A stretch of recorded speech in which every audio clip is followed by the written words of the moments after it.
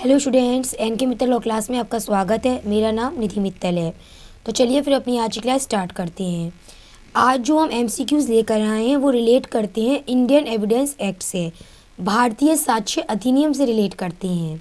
यहाँ पर मैंने क्वेश्चन आंसर हिंदी में रखे हैं।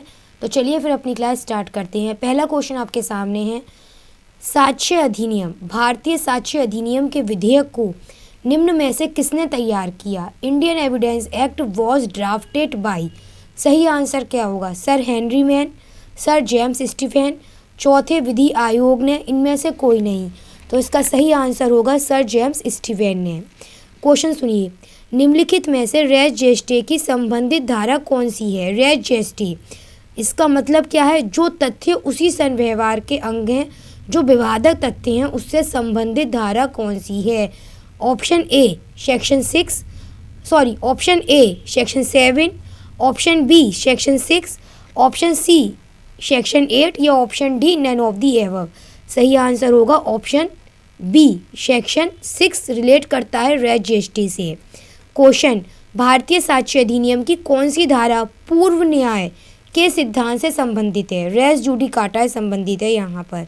सही आंसर क्या होगा? ऑप्शन ए कह रहा है सेक्शन 40, ऑप्शन बी कह रहा है सेक्शन 115, ऑप्शन सी कह रहा है सेक्शन 114 और ऑप्शन डी कह रहा है none of the above.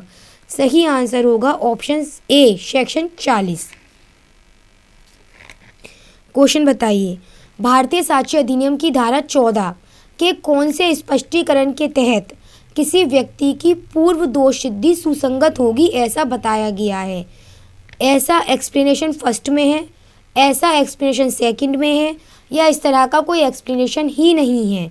None of the above. सही आंसर क्या होगा? एक्सप्लेनेशन सेकंड रिलेट करता है सेक्शन 14 का, जिसमें बताया गया है किसी व्यक्ति की पूर्व दोष सिद्धि भी एक सुसंगत तथ्य मानी जा सकती है। क्वेश्चन, वे तथ्य जिनकी न्यायिक अवेक्षा न्यायालय को करनी होगी भारतीय साक्ष्य अधिनियम की कौन सी धारा से संबंधित है? ऑप्शन ए धारा 56, ऑप्शन बी धारा 57 57, ऑप्शन सी धारा 58 58। सही आंसर होगा ऑप्शन बी धारा 57 58। क्वेश्चन, भारतीय साक्ष्य अधिनियम की धारा 154 154 निम्नलिखित में से कौन से ऑप्शन से रिलेट करती है? ऑप्शन ए सह अपराधी, ऑप्शन बी प्रत्यक्षदोषी साक्षी, ऑप्शन सी विश्वसनीय साक्षी, option D none of the above, option B hostile witness पक्षधोही साक्षी। क्वेश्चन, भारतीय साक्ष्य अधिनियम की धारा 121 किससे संबंधित है? ऑप्शन ए कहता है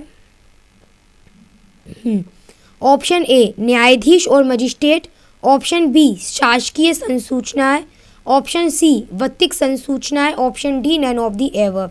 धारा 121 रिलेट करता है न्यायाधीश और मजिस्ट्रेट से। क्वेश्चन, एक सह अपराधी अभियुक्त व्यक्ति के विरुद्ध सक्षम कॉम्पिटेंट विटनेस होगा। यह जो स्टेटमेंट है वो भारतीय साक्ष्य अधिनियम की कौन सी धारा से संबंधित है? धारा 133 से संबंधित है। निम्नलिखित में से भारतीय साक्ष्य अधिनियम की कौन सी धारा से संबंधित है? क्या ये वाला स्टेटमेंट? न्यायाधीश साक्ष्य की ग्राह्यता के बारे में निश्चय करेंगे। ये वाला जो स्टेटमेंट है भारतीय साक्ष्य अधिनियम की कौन सी धारा से संबंधित है? धारा 136 से संबंधित है। भारतीय साक्ष्य अधिनियम की धारा 8 के तहत क्या सुसंगत है, क्या रेलिवेंट है? हेतु, तैयारी, आचरण, ऑल एबव।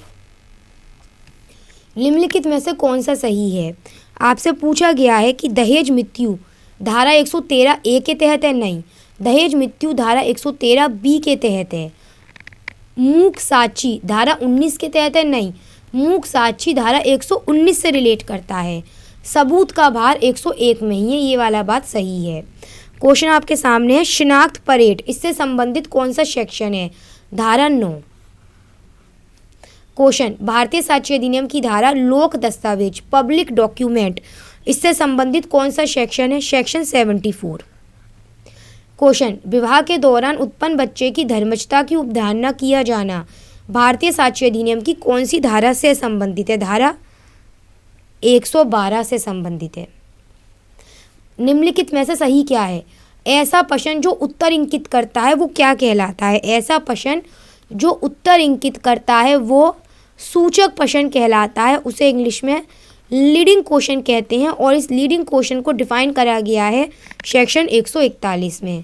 आपके सामने ट्रू फॉल्स रखा है, मैंने बताइए। कोई तथ्य साबित नहीं हुआ ऐसा कहा जाता है जब वह ना तो साबित किया गया हो और ना ही ना साबित किया गया हो। ये स्टेटमेंट करेक्ट है। एक क्वेश्चन ए कहता है कि एम ने बताया, ए क्या कह रहा है? ए कह रहा है कि उसे एम ने बताया है कि, ए कहता है कि एम ने उसे बताया है कि के ने खा का कत्ल किया है, के ने बी का कत्ल किया है। अब यहाँ पर जो एविडेंस दिया जा रहा है वो किस प्रकार का है? हेयरसे एविडेंस है, अनुचित साक्ष्य है। स्मृति ताज़ा करना, मेमोरी रिफ्रेश करना भारतीय साक्ष्य अधिनियम की कौन सी धारा से संबंधित है? धारा 159 से संबंधित है।